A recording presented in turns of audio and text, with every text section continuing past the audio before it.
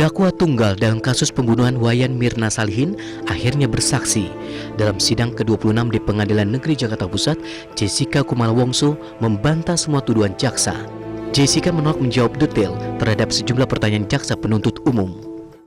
Kejadiannya yaitu waktu abis mereka kita cipika-cipiki, terus duduk, terus udah gitu ya ngobrolnya basa-basinya gimana, sampai Mirna minum kopi dan dia bilang kalau kopinya itu awful, itu terjadi dengan begitu cepat. Jadi kalau detil-detil demi detiknya ditanya bagaimana bisa sampai ke sana, saya nggak bisa jawab, Pak. Seringkali Jessica bahkan menjawab tidak tahu atau tidak ingat. Mirna yang membuat grup tersebut. Inisiatornya siapa? Yang saya tanya inisiatornya. Inisiatornya saya kurang ingat, Pak. Cuman inisiator. Kalau saya ingatkan dalam berkas perkara Anda mengatakan ya Anda inisiatornya, Mirna yang membuat. Itu gimana? Ya, benar? Ya benar juga, nggak apa-apa. Benar juga atau memang benar seperti itu? Saya tidak ingat. Itu jawaban saya. Tidak ingat. Tapi Anda membenarkan BAP Anda yang di kepolisian? Saya tidak ingat. Tidak ingat menceritakan di BAP, tidak mau menandatangani atau tidak ingat apa ini? Tidak ingat meminta Mirna untuk membuat WA grup. Tidak ingat meminta Mirna membuat WA. Oke, kalau memang saya ada bukti bahwa Anda pernah chat Mirna, buat grup WA dong, masukin Hani dan Mi, itu Anda masih ingat seperti itu mengatakan? Kalau itu sesuatu yang sah, ya saya bukan iyakan. Sesuatu yang sah, pertanyaannya sederhana. Buat Anda mengatakan itu tidak, karena tadi Anda mengatakan tidak. Jawaban saya juga sederhana, Pak. Saya tidak ingat, saya meminta. Tidak ingat, oke. Besarnya kira-kira 2 meter. Sahabat Wayan Mirna Salihin tersebut justru menangis saat membeberkan kondisi tahanan yang harus ia huni. Celana panjang saya disuruh ganti pakai celana pendek, jadi di situ cuma ada saya, satu kain sama baju, udah itu aja. Dan lampunya yang terang benderang nggak bisa dimatiin, lalu banyak kecoa, banyak tikus, banyak kalajengking di ruangan itu. Saya bingung, kenapa saya di sini saya nggak tahu. Terus saya tanya, itu karena nggak ada ventilasi apa-apa, cuman ada lubang di pintu segede A4 gitu. Saya ngintip ke depan ada orang nggak, ternyata nggak ada orang, gelap gulita di luar. Saya takut sekali.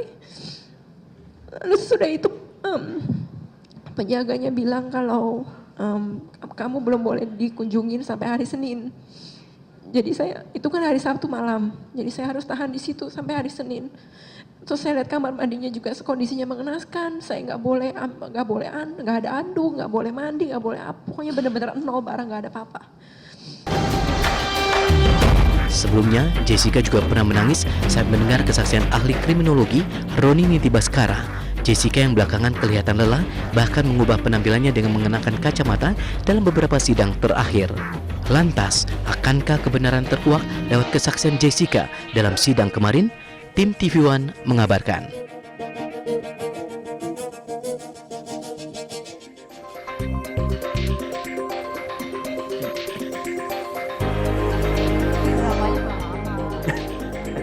Kenapa mau diulang lagi? Diulang lagi. Riran dong. Bisa supaya terasa sedihnya gitu. Tadi kan ada nangis-nangis juga, tapi juga ada beberapa hal jawaban dari Jessica itu menunjukkan ia tegas. Tapi juga ada yang mengatakan ia tidak ingat, banyak lupa.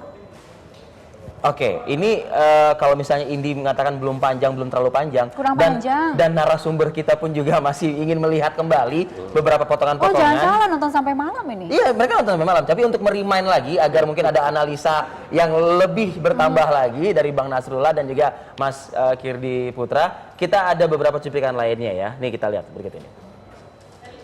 Sekali itu bahannya tuh bukan bahan jeans, itu kayak nggak tahu bahan yang stretch gitu loh, kayak rada kayak saya nggak tahu ya bahasa asli itu teksturnya namanya apa, tapi karena itu ketat, waktu saya sebenarnya tidak ingat robeknya itu waktu saat apa, tapi menurut saya waktu naik ke mobilnya suaminya Mirna itu kan mobilnya dia tinggi, terus saya langsung duduk cepet-cepet gitu, itu kayaknya di saat itu robeknya di bagian apa ya? Di bagian selangkangan. Oke. Gede dong.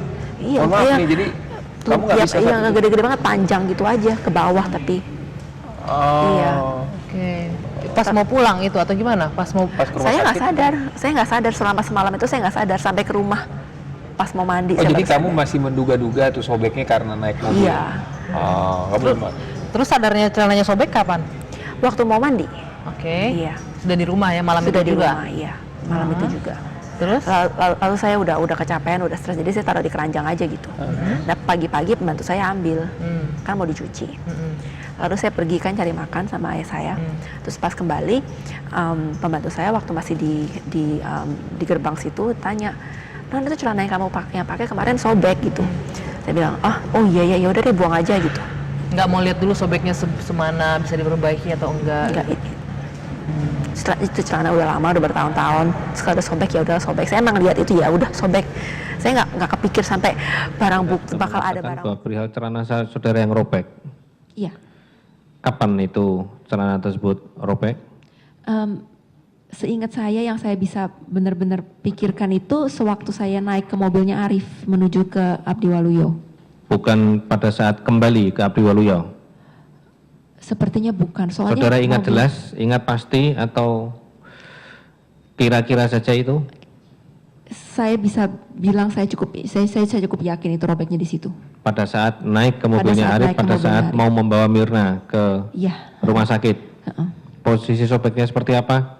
Posisi sobeknya, saya cuma lihatnya waktu saya mau mandi, waktu saya pulang ke rumah, waktu saya mau buka, itu pas celananya udah separuh di bawah itu ada robekan gitu di situ.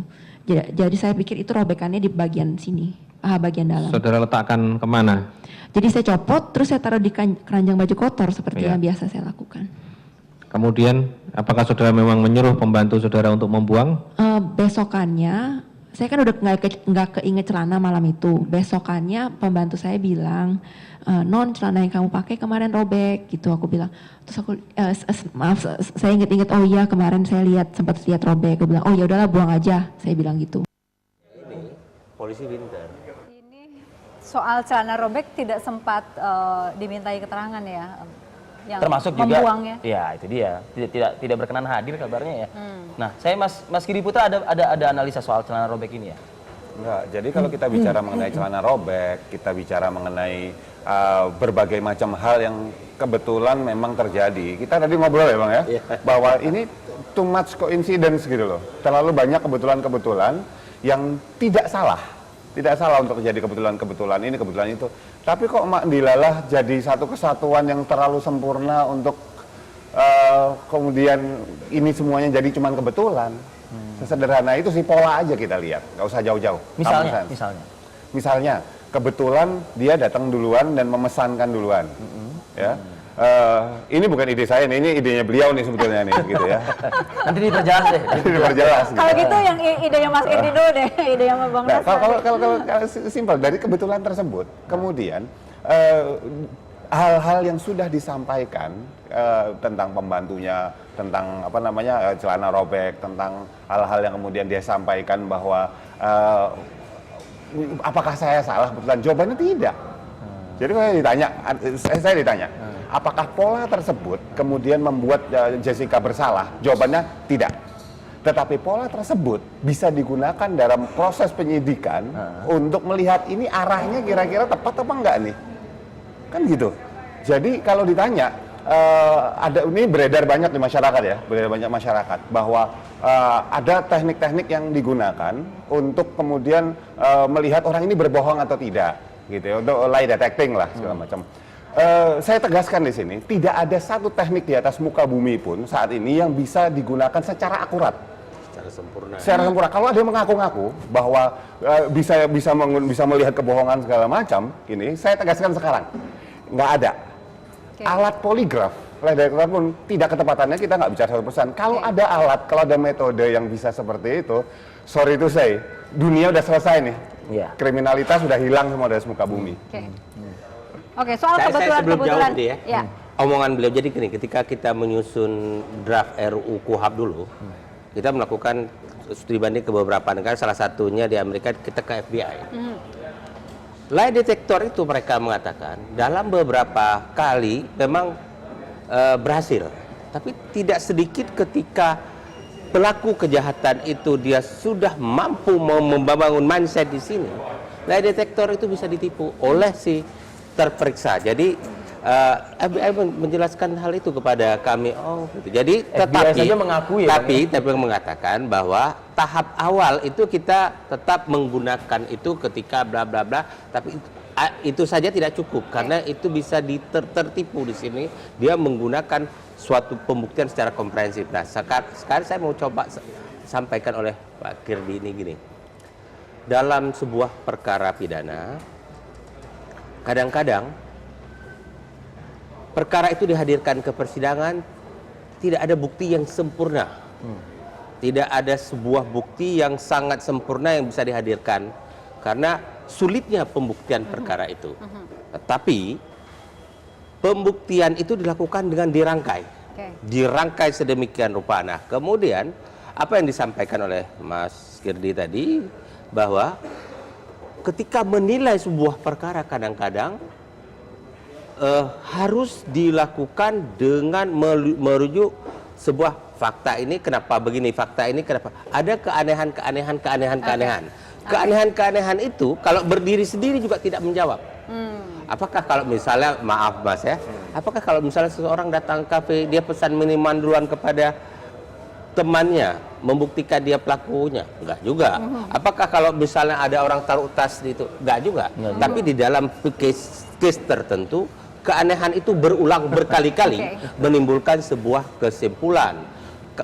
Tapi tidak bisa parsial. Harus dirangkai sedemikian rupa. Walaupun bukti yang utama ini nggak ketemu juga gitu Bang Nas? Ya, memang faktanya pertanyaannya adalah apakah ada orang meninggal? Ada orang minum racun? Ada. Ya, berdasarkan. Itu kan berdasarkan sana, kecuali ada kebohongan dari aparat penegak hukum. Misalnya polisi. Ini yang saya pikir kalau sempat polisi merekayasa kasus yang tidak ada kasus, kemudian dibikin jadi ada kasus, padahal ancaman pidana mati terhadap seorang wanita yang tidak pernah berbuat salah kepada polisi itu. Ngeri ya Bang. Gitu.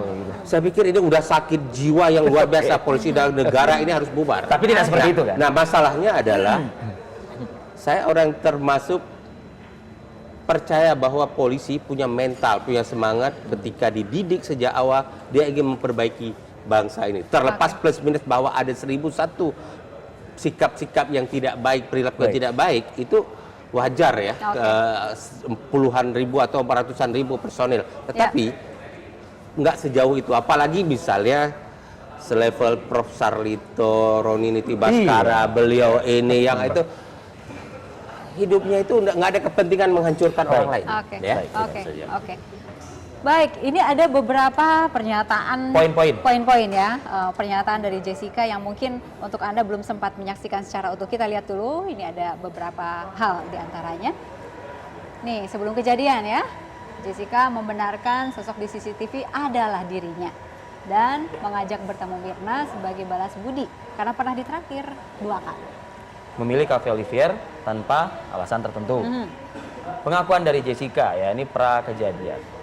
Dan tentunya ada perkembangan yang kemudian bergulir seiring dengan keterangan saksi ahli IT, bisa jadi seperti itu, dan lain sebagainya. Masih dengan pengakuan Jessica, paperback. Jessica membeli bingkisan sebagai pengganti oleh-oleh. Dan mengaku tak ingat posisi paperback diletakkan di mana. Ada pemesanan minuman ini yang penting.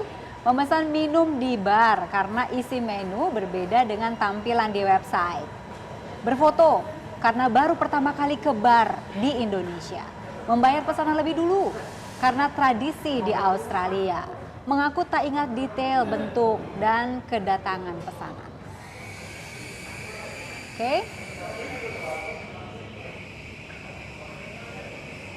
Lantas berikutnya pertemuan dengan Mirna dan Hani mengklaim Mirna tak menunjukkan kekecewaan karena dipesankan minuman terlebih dahulu oleh dirinya. Tak memindahkan sedotan di minuman milik Mirna. Dan mengaku stres serta sesak nafas saat tahu Mirna tidak sadarkan diri. Sehingga terlihatlah di gambar CCTV tersebut seperti jaga jarak begitu. Seperti jaga jarak dan stigma publik itu ya Mas Kirdi ya, mengatakan ya kok nggak ada rasa iba sih sama teman sendiri kan kurang lebih. Tadi sempat ada grafis mengenai celana sobek ya, dan juga yang tidak melayat. Mengapa tidak melayat? Ini karena ya tidak enak sama keluarganya. Ini Ini pengakuan Jessica hubungan dengan Mirna sebatas teman kuliah ya, bukan sahabat. Pekerjaan Jessica di Australia, mengaku bekerja sebagai desain grafis di New South Wales, Australia. Ambulans. Saya kok jadi berpikir ya, tadi Mas Kirdi mengarahkan dan juga Bang Nasrullah mengatakan lie detector. Kenapa lie detectornya menjadi topik awal kita? Apakah penuh kebohongan, Bang Kirdi, Mas Kirdi? Nanti dijawabnya. Kita jeda dulu sejenak ya. Kami akan kembali saat lagi.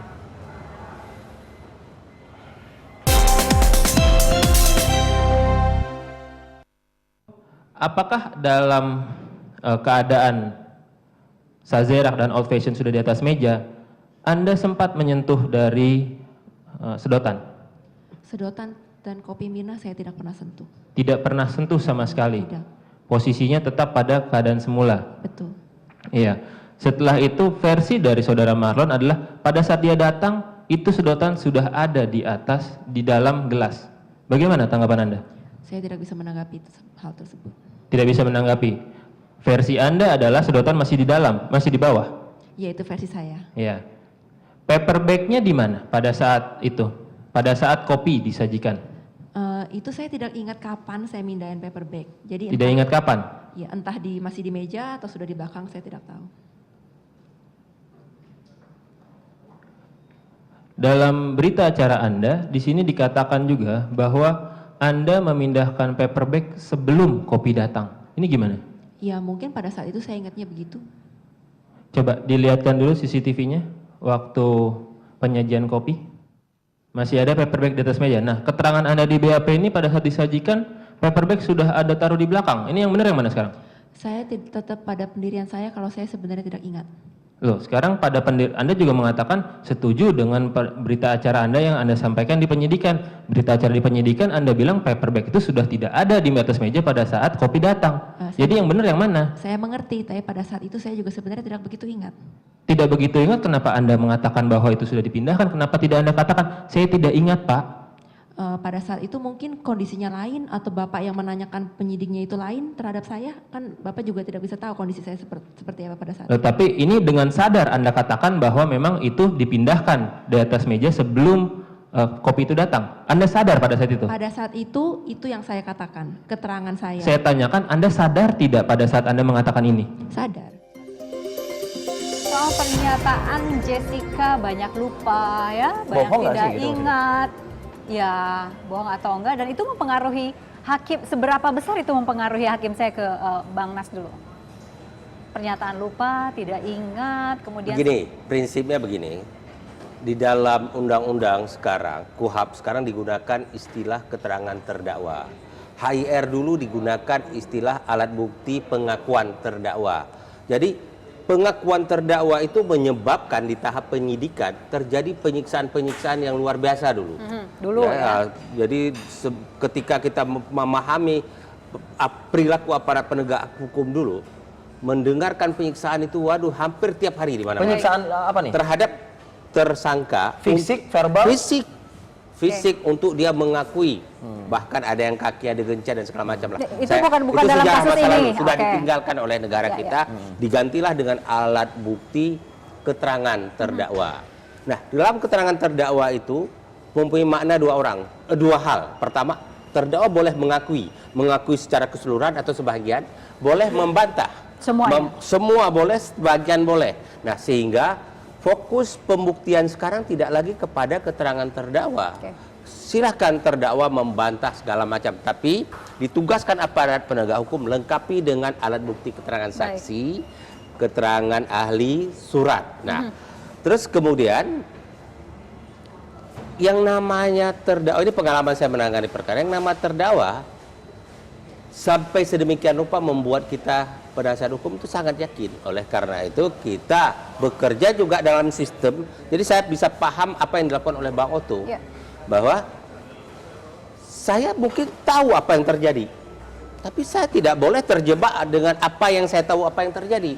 Saya akan tetap menuntut penuntut umum buktikan klien saya sudah melakukan. Misalnya contohnya begini, Rifki klien saya tahu Rifki pernah terima uang dari seseorang, ya, tapi saya tidak pernah boleh, tidak, dan harus menjaga mulut saya, tidak boleh mengatakan depan sidang, iya Rifki terima uang lah, saya tahu itu.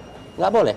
Saya bilang sama penuntut umum, buktikan bahwa Rifki terima uang. Kalau penuntut umum tidak berhasil membuktikan Rifki terima uang, saya akan mengatakan di ruang sidang satu kalimat, tidak terbukti Rifki menerima uang secara hukum. Ya, tapi saya tidak akan pernah bilang Rifki tidak pernah terima uang. Nggak boleh, itu salah saya. Karena, tapi secara hukum saya uji. Nah, oleh karena itu apa yang dilakukan oleh Bang Otto itu adalah melaksanakan tugas yang diwajibkan oleh undang-undang. Desak penuntut membuktikan orang ini. Nah, tapi di sisi lain, kita lihat dalam kasus ini, penuntut umum sedemikian rupa yakin. Kalau dia tidak yakin, mungkin di penuntut umum, karena begini, dalam beberapa kali kasus, ketika perkara dibawa ke pengadilan, setelah dari hasil pembuktian tidak kuat, penuntut umum tidak jarang loh menuntut agar terdakwa dibebaskan. Nah, kita lihat nanti di tahap tanggal 5 kalau nggak salah, apa permintaan penuntut umum, dibebaskan, dihukum atau apa. Nah, cuman publik jangan terlalu cepat memberi kesimpulan. Faktanya apa? Ada dua pihak di ruang sidang, penasihat hukum, penuntut umum, yang sama-sama mendengar dari awal sampai akhir keterangan saksi, keterangan ahli, sudah melihat alat bukti surat, sudah mendengar keterangan terdakwa. Tetap saja mereka berada pada garis ekstrim yang sangat ekstrim. Sangat ekstrim kan? Yang satu sama sekali nggak mungkin, yang satu sempurna. Nah, publik belajar menikmati ini dengan cerdas, jangan terjebak kepada pro kontra. Baik, Mas Kirdi, ini kemarin kan kalau kita melihat ekspresi Jessica itu dari pagi sampai dengan malam itu berubah-ubah ya emosinya. Mulai dari mungkin menjawab tenang, ada yang menjawab cukup firm, tegas, bahkan bisa saling berdebat dengan JPU, dan malam hari terjadi drama tangis-menangis. Anda melihat ada apa ini? Saya melihat ada sinetron. Drama banget ya. Gini, maksud saya gini ya. Kalau misalnya kemarin itu disebutkan bahwa Jessica oleh tim penasihat hukumnya bahwa ada 3 kali kesempatan bahwa Jessica itu kemudian lepas emosinya, ya.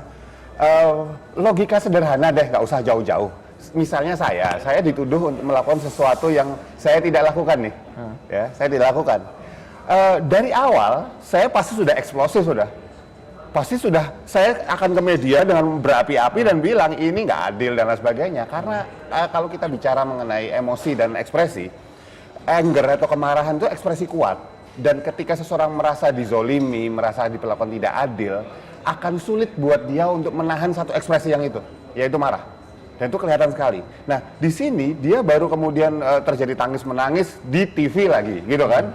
Terjadi kemudian tangis-menangis di pengadilan yang disiarkan secara nasional. Saya mengajak kita semua di sini dan juga pemirsa, karena seperti Bang Nasrullah tadi bilang, ini pembelajaran luar biasa. Kalau ada dibilang bahwa kan lihat dia berekspresi, berarti kan dia jujur, itu misleading sekali. Bukan berarti seseorang yang kemudian nangis-nangis itu kan kemudian jadi benar, jadi tidak bersalah. Saya nggak bilang ini salah atau nggak bersalah. Saya selalu bilang bahwa pola yang terjadi, ekspresi yang terjadi, itu bukan menentukan bahwa seseorang itu salah atau tidak, bohong atau tidak. Tetapi pola yang terjadi mengarahkan kita bisa kemudian untuk tim misalnya penyidik gitu ya, bisa kemudian terarah ke satu titik. Untuk JPU kemudian, untuk bisa makin yakin atau nggak yakin. Ya, seperti dibilang tadi Bang Nasrullah, ini luar biasa. Sampai sekarang terbelahnya benar-benar kutub sama kutub ini. Nah, jadi kesimpulan sederhana mengenai ekspresi tersebut adalah ini apa sih gitu, skenarionya di belakangnya itu seperti apa sih, kapan harus nangis, kapan harus enggak, itu jadi cetok istilahnya, jadi jelas. Dan kalau misalnya dikatakan tadi malam ada pertanyaan dari penasihat hukum, jadi kamu misalnya bukan nggak masukin racun segala macam, loh kurang drama apa coba? Seorang penasihat hukum nanya seperti itu secara direct. Loh, kalau saya punya penasihat hukum, pertanyaan saya sederhana, saya manfaatkan nggak penasihat hukum saya? Diskusi apa enggak? Iya. Dan ekspresi cuma salah satu tools di Indonesia untuk bisa meraih simpati publik. Mungkin ini bagian ini perlu saya berikan penjelasan bahwa kita penasihat hukum akan membuat pledoi. Ya. Pertanyaan yang disampaikan oleh Bang Otto itu saya bisa paham karena nanti di dalam pledoi harus ada kalimat yang dicantumkan bahwa terdakwa membantah telah memasukkan racun. Jelas, tegas. Jadi mungkin ketika kita mengasumsikan dari luar, pertanyaan itu kan murahan banget. Ya. Kok tanya amat Cara hebat kok bertanya. apakah Anda memasukkan racun? Ya.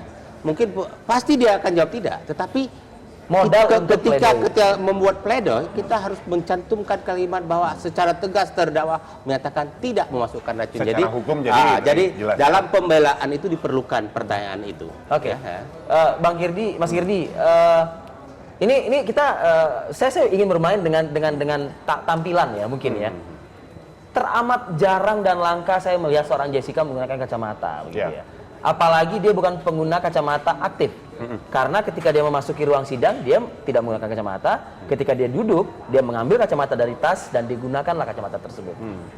Drama juga nggak sih? Oke, kita bahas ya. Kalau kita bicara mengenai misalnya contoh mikroekspresi, salah satunya adalah kita bisa, salah satu modal atau aset yang untuk kita gunakan pembacaan adalah misalnya kongruensi atau kesinkronan lah antara upper face dengan lower face misalnya. Ya, bagaimana bagian mata, bagaimana bagian bibir, hidung dan bawah seperti ini. Nah, kalau ini tidak cocok, misalnya nggak kongruen namanya, maka kita nggak bisa menarik sebuah kesimpulan bahwa ini ada kecenderungan begini, kecenderungan marah, kecenderungan bahagia, kecenderungan sedih.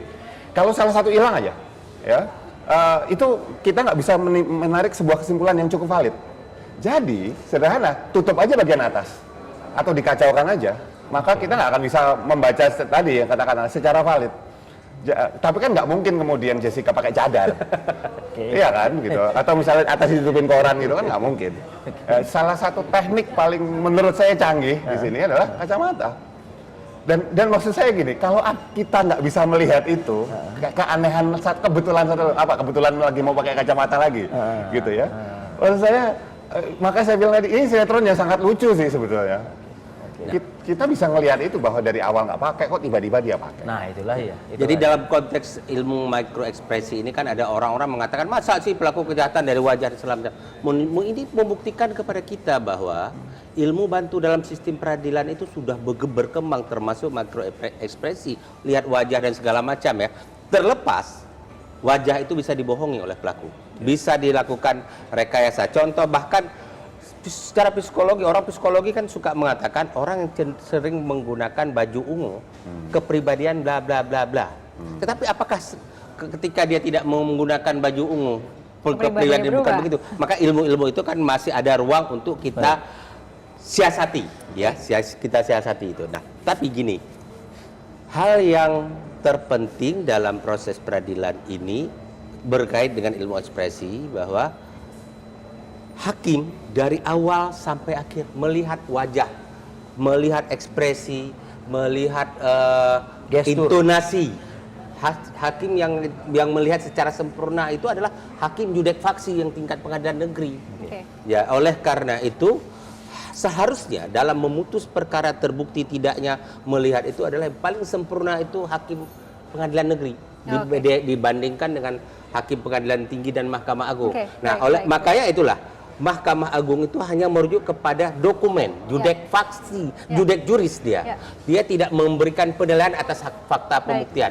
Mereka lah yang menilai fakta pembuktian. Makanya di berbagai negara di dunia, ketika hakim pengadilan negeri sudah menjatuhkan putusan yang paling adil berdasarkan ekspresi semua yang saya lihat dan ucapan intonasi itu yang paling adil saya hukum Anda sekian tahun. Tidak ada negara-negara lain di dunia yang Mahkamah Agung meningkatkan hukuman.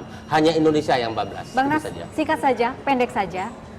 Drama tangis-menangis itu di jam-jam terakhir sebelum sidang selesai, itu berhasilkah membeli simpati dari majelis hakim? Simpati, empati, atau apapun? Saya simpati. Saya sendiri simpati. Saya nggak tahu majelis hakim. Karena bagi majelis hakim, hampir tiap hari beliau melihat seorang terdakwa yang menghadapi sebuah proses peradilan pada titik tertentu, terutama ketika dia membaca pembelaannya nangis, ya. Tapi saya simpati. Cuman yang saya lihat semalam, nangisnya Jessica tidak terkait dengan perkara itu, tapi lebih cenderung dengan perlakuan yang dialami ketika di dalam tahanan. Nah, Ya, saya sebagai seorang warga misalnya negara ini, ya. menolak kalau ada perlakuan apa yang benar-benar Ya. seandainya benar dialami seperti itu oleh Jessica, bahwa begitu masuk kepada tahanan ada kecoa dan segala macam, itu sesuatu hal yang dilarang. Karena apa? Dalam tahanan itu tidak boleh diperlakukan seperti penghukuman. Penghukuman itu di penjara nanti. Tahanan ini hanya dalam rangka dia mencegah lari. Ya. Sehingga tidak boleh diterjemahkan penahanan sebagai penghukuman. Makanya perlakuannya harus manusiawi di situ. Misalnya kasihan, ya udah deh dikurangin. Enggak seperti itu ya. Jadi pengurangan hukuman. Ya. Jadi ketika hakim menjatuhkan putusan kan ada hal-hal yang memberatkan, ada hal-hal yang meringankan, ada hal-hal yang meringankan dari kasus itu sendiri, ada juga hal-hal yang meringankan dari kepribadian yang ditampilkan oleh terdakwa. Ada juga sebaliknya hal-hal yang memberatkan dari kasus itu sendiri dan dari kepribadian, misalnya dia tidak pernah mengakui, tidak pernah menunjukkan penyesalan dan segala macam. Nah, itu bisa memberatkan bagi hakim. Baik, terima kasih Bang Nasrullah, Mas Kirdi.